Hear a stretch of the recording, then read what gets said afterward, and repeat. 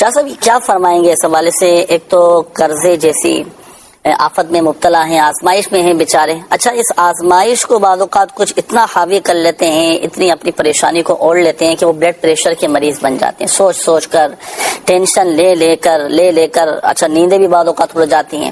نیند پوری نہیں ہوتی تو جسم میں درد، تھکاوٹ، اس طرح کے یہ معاملات بھی رہتے ہیں. تو اب قرضے سے نجات کے لیے کوئی وظیفہ بھی ارشاد فرمائیے، اور اب ایسی صورت میں کیا کریں؟ انشاءاللہ وظیفہ عرض کرتا ہوں میں، مگر اس کے ساتھ کچھ چند باتیں میں عرض کروں گا کہ قرض ہوا کیوں. اب یہ دو باتیں ہوتی ہیں. ایک تو کوئی بیمار ہو گیا تو قرض ہو گیا، تو مجبوری ہو گئی اس کی، کوئی حادثہ ہو گیا، یا جو اس کی جاب تھی اس پہ پیسے اس پہ گزارا ہی نہیں ہو رہا تھا. ایک تو یہ وجہ ہوتی ہے. کچھ لوگ قرض جو ہے، اچھا ان لوگوں کو بھی وظیفہ کرنا چاہیے، دعا کرنی چاہیے. دعا بھی انشاءاللہ میں مدین چینل کے ناظرین کو بتاؤں گا. یہ نہیں کے لیے نہیں، ہر ان مقروض شخص کے لیے ہے تو یہ انشاءاللہ دعا پڑے گا تو اپنے قرضے سے انشاءاللہ وہ خلاص ہی پائے گا. قرض کیوں ہوا اس تعلق سے ایک پہلی بات بیان کی میں نے. دوسری بات کہ میں نے اپنی ساری فرمائشیں بھی پوری کرنی ہے. مجھے گھر بھی بنانا ہے، عالیشان بنانا ہے، اور چاہے اب میں قرض اٹھانا پڑے، بینک سے لون لینا پڑے، مجھے سودی قرضہ لینا پڑے، یا میں ایسی شادی کر رہا ہوں جناب کہ لوگوں میں میری واہ واہ ہو، میری تو ناک نیچی نہیں ہونی چاہیے نا. تو اس شادی کے لیے قرضہ لے لیتے ہیں، مکان کے ڈیکوریشن کے لیے قرضہ لے لیتے ہیں، بڑی بڑی دعوتیں کر رہے ہوتے ہیں بعض اوقات کہ میرے خاندان میں میری بات جو ہے نیچی نہ ہو جائے. تو اس چیز سے آدمی نیچا نہیں ہوتا. آدمی نیچا تو اپنے برے اخلاق سے، برے کردار سے برا ہوتا ہے. اچھا جو ہوگا نا انسان، اس کے اخلاق اچھے ہوں گے، اس کا کردار اچھا ہوگا تو بلند ہوگا.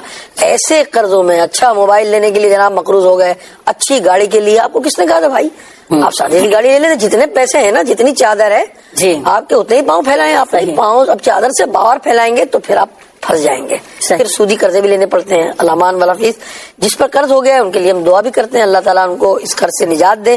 اور جو ہے اس کے لیے حدیث پاک میں دعا ارشاد فرمائی گئی ہے. اور ایک حضرت علی رضی اللہ تعالیٰ کے غلام نے بھی قرض کی شکایت کی تھی تو آپ نے ان کو وہ دعا ارشاد فرمائی تھی اور فرمایا کہ میں تجھے اس غلام سے کہا اپنے کہ میں تجھے وہ کلمے نہ سکھاؤں جو مجھے رسول کریم صلی اللہ علیہ وسلم نے سکھائے تھے. فرمایا اگر تجھ پر پہاڑ برابر بھی قرض ہو تو اللہ تجھ سے ادا کرا دے. یہ پڑھا کرو. پھر آپ نے فرمایا اللہم اکفنی بحلالک عن حرامک واغننی بفضلک عمن سواک. یہ دعا ہے.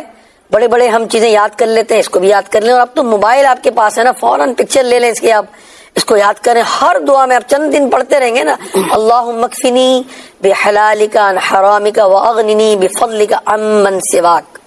اس دعا کو پڑھیں. پہاڑ جتنا بھی قرض ہے نا انشاءاللہ آپ کا ادا ہو جائے گا. اس اعتقاد کے ساتھ پڑھیں، درست پڑھیں گے، حلال روزی کھا کر اگر آپ اس کو پڑھیں گے ضرور آپ کا قرض ادا ہوگا. کیونکہ یہ فرمان نبی کریم صلی اللہ علیہ وسلم کا ہے. جب آپ نے یہ وظیفہ ارشاد فرما دیا اور اس میں ہمیں بشارت اس کو بتا بھی دیا گیا کہ پہاڑ اتنا قرض ہوگا تو بھی ادا ہو جائے گا، اللہ ادا فرما دے گا، جو ہے ادا کروا دے گا اللہ تبارک و تعالیٰ. تو آپ نے اس کو ضرور پڑھنا ہے، دعا کو یاد کرنا ہے.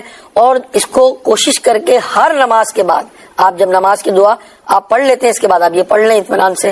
رات کو سوتے وقت بھی اس کو آپ پڑھ لیں، چند مرتبہ دہرا لیں.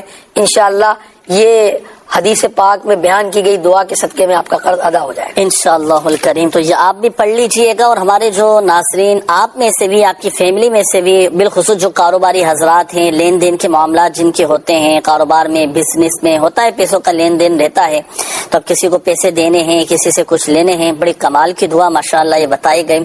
تو یہ آپ پڑھنا شروع کر دیں. الحمدللہ سمجھیں اس کی برکتیں دیکھیے گا. اللہ پاک غیبی طور پر اسباب بنا دے گا. اللہ پاک مسبب الاسباب ہے، غیب سے اسباب پیدا فرمائے گا.